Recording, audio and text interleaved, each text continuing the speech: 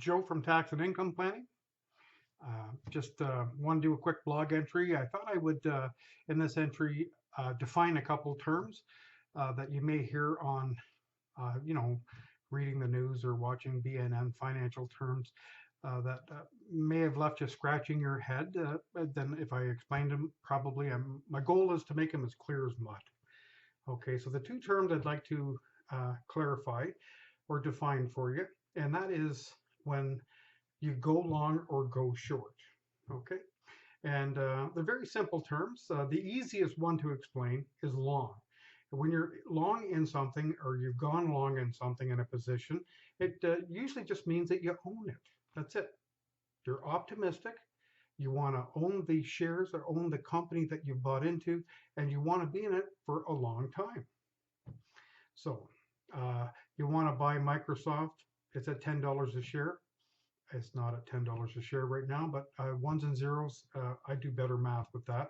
So 10 share or 100 shares at $10 a share, $1,000. I want to own it for a long time because I think it's going to go up from $10 a share to whatever price I've determined. Or sometimes you can be like Warren Buffett and own the stock since 1940. He has share certificates that he's that's still in his possession from the 1940s. So that is definitely long in a position. So the risk associated with going long is that you could lose all the money that you put in. So if Microsoft was not to be around tomorrow, it went out of business, and there's nothing in the company to go back to the shareholders, you would seriously just lost $1,000. That is the risk associated with investing in a long position.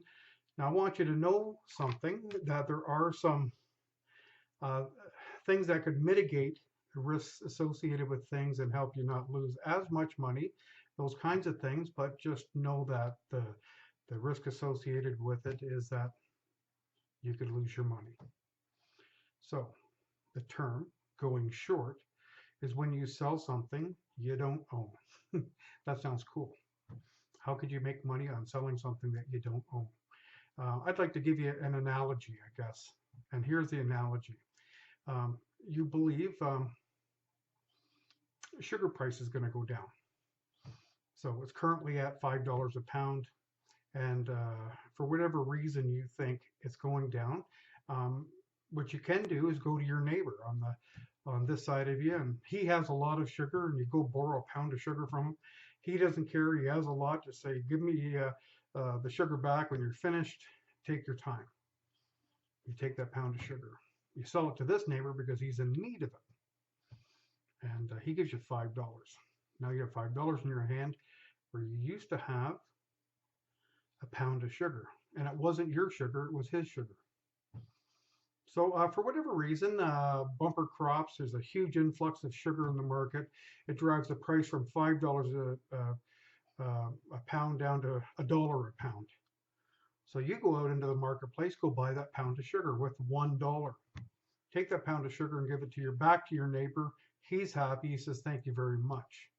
You have $4 in your hand. So that's cool. So if you're optimistic about where the market's going or where you think a stock is going, you can go long in that position and go buy the stock and hold on to it for some time.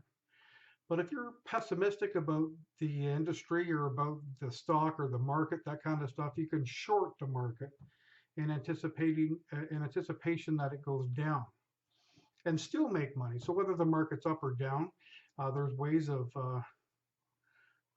making money. Risk associated with shorting, though, is slightly more than going long.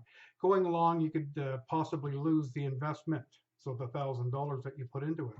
The problem with shorting is that if the market goes up and continues to go up and continues to go up, you still have to give this guy a pound of sugar back. So in all your wisdom, you believed that it was going to go down, and all of a sudden there was hurricanes sweeping through the Caribbean, ruining all the sugar crops, and it actually goes up rather than down. That's the risk associated with it. Just know that there are some techniques and strategies to mitigate some of these risk potentials on going long or short, but that there's risks associated with any kind of investing that you're doing, and that you should be smart.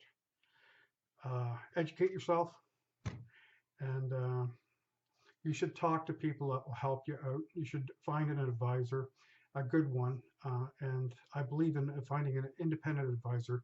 Do so. I'd like you to look me up on the internet, uh, like me on your blog, like me on your Facebook, and whatever you do.